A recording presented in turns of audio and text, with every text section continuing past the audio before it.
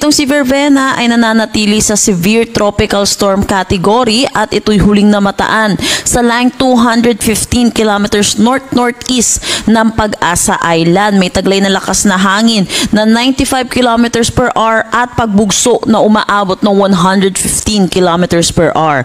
Ito'y kumikilos westward sa bilis na 20 kilometers per hour. So makikita po natin dito sa ating satellite image ay malapit na itong si Bagyong Verbena dito sa ating boundary ng ating Philippine Area of Responsibility. Kaya posible siya lumabas ng ating PAR mamayang gabi or ngayong gabi or bukas ng madaling araw.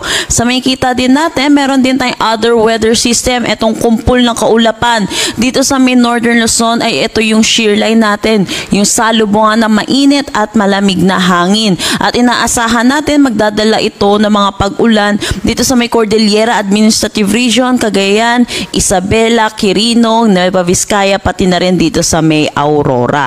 Sa Metro Manila at na makaratig lugar po natin, makakaranas naman na tayo ng maaliwalas na panahon at hindi po bagyo yung mga pag-ulan na nararanasan natin dito sa Metro Manila. Ito po ay yung mga localized thunderstorms.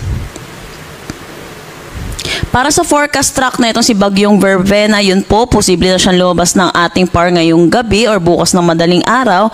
At may kita natin, nagkukumpulan po dito yung ating icon na severe tropical storm dahil paglabas po niya ng ating Philippine Area of Responsibility, mabagal po itong kikilos at posible po hanggang Monday pa po natin siyang imo-monitor.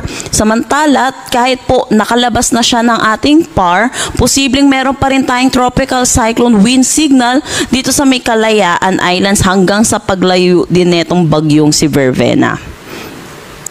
Dahil dito kay Verbena, signal number 1 pa rin dito sa may Kalayaan Islands. So yung mga kababayan po natin dito sa Kalayaan Islands ay ingbayong pag-iingat po dahil posible pa rin po yung malalakas na bugso ng hangin pati na rin yung mga pag-ulan.